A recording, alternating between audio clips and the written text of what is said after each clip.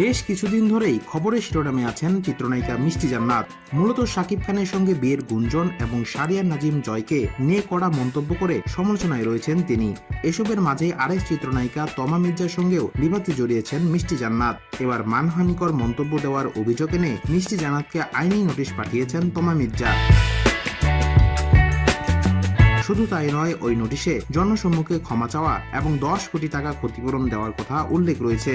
বৃহস্পতিবার রেজিস্ট্রি ডাকযোগে এই নোটিশ মিষ্টি জান্নাতের কাছে প্রেরণ করেন তমা মির্জার আইনজীবী ব্যারিস্টার সজীব মাহমুদ আলম। আইনি নোটিশে সামাজিক যোগাযোগ মাধ্যমে থাকা দুটি ভিডিওর কথা উল্লেখ করা হয়েছে।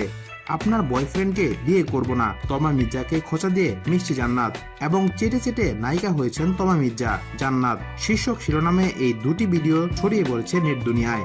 এতে মানহানিকর বক্তব্য রয়েছে বলে দাবি করেছেন তমার আইনজীবী।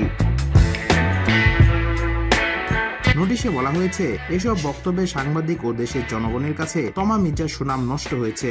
এ ধরনের বক্তব্য তোমার চরিত্র ও ব্যক্তিত্বে আঘাত এনেছে। এটি শাস্তিযোগ্য অপরাধ। উদ্দেশ্য প্রণোদিতভাবে ডিজিটাল মিডিয়ায় এসব মানহানিকর বক্তব্য হয়রানির উদ্দেশ্যে করা হয়েছে।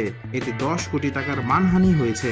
তাই নোটিশে 7 দিনের মধ্যে জনসম্মুখে ক্ষমা চাইতে ও 10 কোটি টাকা ক্ষতিপূরণ দিতে হবে। এছাড়া পরবর্তী সময়ে এ ধরনের মন্তব্য থেকে বিরত থাকার কথা বলা হয়েছে। অন্যথায় প্রয়োজনীয় আইনগত ব্যবস্থা নেওয়া হবে।